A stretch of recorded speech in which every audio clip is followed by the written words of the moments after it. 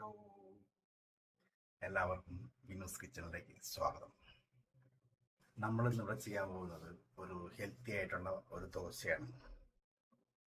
നമ്മൾ സാധാരണ ചെയ്യുന്ന പോലെ അരി ഉഴുന്ന് മാത്രമല്ല, അതിൻ്റെ കൂടെ കുറച്ച് ധാന്യങ്ങൾ വേറെ ചേർക്കുന്നുണ്ട്. കടല, ഉഴുന്ന് ഓൾറെഡി ഉണ്ട്, പിന്നെ വെന്തയം സാധാരണ നമ്മൾ ചേർക്കുന്നതാണ്. പിന്നെ അതിൻ്റെ കൂടെ ഇൻഗ്രീഡിയൻസ് ഞാൻ കാണിക്കാം നിങ്ങൾക്ക്. ഇതിൻ്റെ ബെനിഫിറ്റ് എന്ന് പറഞ്ഞു കഴിഞ്ഞാൽ, സാധാരണ നമ്മൾ കഴിക്കുന്ന ദോശയിൽ ഇഡ്ഡലി ഉഴുന്ന് മാത്രമേ ഉണ്ടാവുള്ളൂ. ഇപ്പോൾ കടല കഴിക്കാത്ത കുട്ടികളുണ്ടാവും, ഉഴുന്ന് കഴിക്കാത്ത കുട്ടികളുണ്ടാവും. അവർക്കൊക്കെ വന്നിട്ട് ഇത് കുറച്ച് അവർ അറിയാതെ തന്നെ അവർ ഉള്ളിലേക്ക് ചെല്ലും ഇത്. അപ്പോൾ അതിൻ്റെ ബെനിഫിറ്റ് ഉണ്ടാവും. ഇതിൽ നമുക്ക് എല്ലാ ധാന്യങ്ങളും ചേർക്കാം. ഏത് നമ്മുടെ തെന, റാഗി, അതുപോലുള്ള ധാന്യങ്ങളൊക്കെ ഉണ്ടല്ലോ, ആ സാധനങ്ങളെല്ലാം അതിൻ്റെ അത് ചേർക്കാം. ഗോതമ്പ് ചേർക്കാം. നമ്മൾ ചെയ്യേണ്ടത് അരി മാക്സിമം കുറയ്ക്കുക. കാർബോഹൈഡ്രേറ്റ് കുറയാൻ വേണ്ടിയിട്ട് അരി കുറച്ച് കഴിക്കുക. പിന്നെ ദോശൻ്റെ ഒരു വെറൈറ്റി ടേസ്റ്റും. ഇത് പ്രത്യേകിച്ച് അങ്ങനെ വർക്ക് കൂടുതലൊന്നുമില്ല, സാധാരണ നമ്മൾ ചെയ്യുന്ന പോലെ ഉള്ള പ്രൊസീജിയർ തന്നെയാണ്.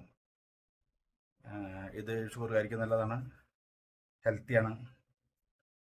നമുക്ക് വീഡിയോയിലേക്ക് പോകാം. Thank you.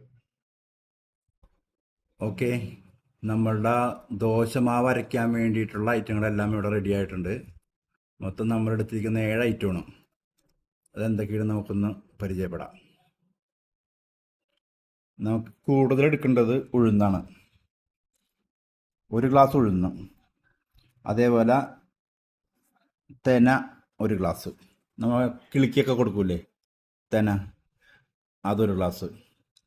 പിന്നെ ബാക്കിയുള്ള വരുന്നത് നമുക്ക് പച്ചപ്പയർ, ചെറുപയർ 1/2 ഗ്ലാസ്, അരി അതുപോലെ തന്നെ 1/2 ഗ്ലാസ്. ഈ പച്ചക്കപ്പലണ്ടി വന്നിട്ട് നമുക്കൊരു കൈപ്പിടി അളവൊക്കെ എടുത്താൽ മതി. അതേപോലെ തന്നെ കടല, അതും ഒരു കൈപ്പിടി അളവൊക്കെ. പിന്നെ നമുക്ക് വെന്തയം, ഒരു ടീസ്പൂൺ വെന്തയം, 1 ടീസ്പൂൺ വെന്തയം ഇട്ടാൽ മതി. ഇത്ര ഐറ്റങ്ങളാണ് ഇപ്പോൾ ഞാനിതിൽ ഉപയോഗിച്ചിരിക്കുന്നത്. ഇതിൽ നമുക്ക് എന്ത് വേണമെങ്കിലും ആഡ് ചെയ്യാം. ഇതിൽ റാഗി എടുക്കാം, കമ്പ് എടുക്കാം, ചോളം എടുക്കാം, എന്ത് വേണമെങ്കിലും നമുക്കിതിൽ ആഡ് ചെയ്യാം. പക്ഷേ ഉഴുന്നായിരിക്കണം മെയിൻ ഇൻഗ്രീഡിയൻസ്, ഏറ്റവും കൂടുതലുള്ളത്. ബാക്കിയൊക്കെ നമുക്ക് കുറേശ്ശെ ചേർത്താൽ മതി. അരിയെല്ലാം കുറേശ്ശെ ചേർത്താൽ മതി. ഇത്രയും സാധനങ്ങളാണ് നമുക്ക് ഇതിന് ആവശ്യമുള്ളത്. ഓക്കെ, നമ്മൾ എടുത്ത് വെച്ച ധാന്യങ്ങളെല്ലാം രാവിലെ വെള്ളത്തിലിട്ട് വെച്ചിട്ട് രാത്രി എടുത്ത് നമ്മൾ അരച്ച് വെച്ചിരിക്കുകയാണ്. രാവിലെ അമ്മ എല്ലാം വെള്ളത്തിലിട്ട് വെച്ചു. എന്നിട്ട് രാത്രി ആയപ്പോൾ ഇതാ അരച്ച് വെച്ചിട്ടുണ്ട്. ഇനി ഇത് നമുക്ക് ഇതിങ്ങനെ സോക്ക് ചെയ്യാം ഓവർനൈറ്റ്. രാവിലെ എടുത്ത് നമുക്ക് ദോശ ഇടാം. ഇതിന് ആവശ്യത്തിനുള്ള ഉപ്പ് ചേർത്തിട്ടുണ്ട്. ഓക്കെ, ഇതേപോലെ ഉണ്ടാവും സംഭവം. പാൻ ചൂടായിട്ടുണ്ട്. നമുക്ക് ദോശമാവ് പാനിലേക്ക് ഒഴിക്കാം.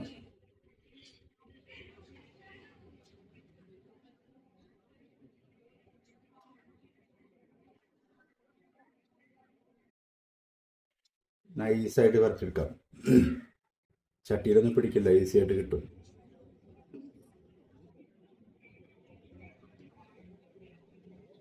സിമ്മിലിട്ട് വേവിച്ചെടുക്കാം.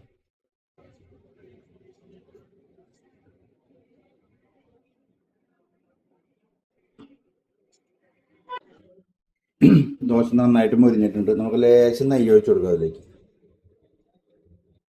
ലേശം നെയ്യ് ഒഴിച്ചിട്ട് സംഭവം മറിച്ചിടാം.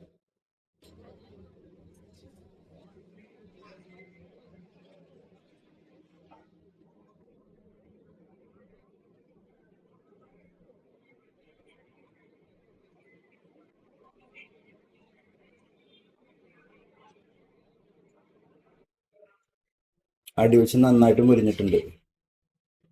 ഓക്കെ, എല്ലാം മുരിഞ്ഞതിൻ്റെ ഫിനിഷിങ് നമുക്ക് നോക്കാനുണ്ട്. നല്ല നമ്മളുടെ ഗീ റോസ്റ്റൊക്കെ മുരിയില്ലേ, എന്ന പോലെ മുരിഞ്ഞ് കിട്ടും. പപ്പടം പൊള്ളിയ പോലെ, പപ്പടം പൊള്ളക്കില്ലേ എന്ന പോലെ പൊള്ളത്തിരിക്കുന്നു.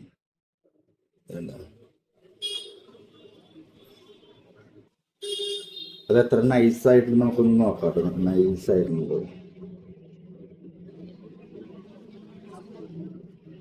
എന്താ നല്ല നൈസായിട്ട് വന്നിട്ടുണ്ട്. നമുക്കിനി ഇപ്പോൾ തിരിച്ചിടാം. സോറി, തിരിച്ചിട്ടു നമുക്ക് എടുക്കാം. ബോഡി സെർവിലേക്ക് മാറ്റാം.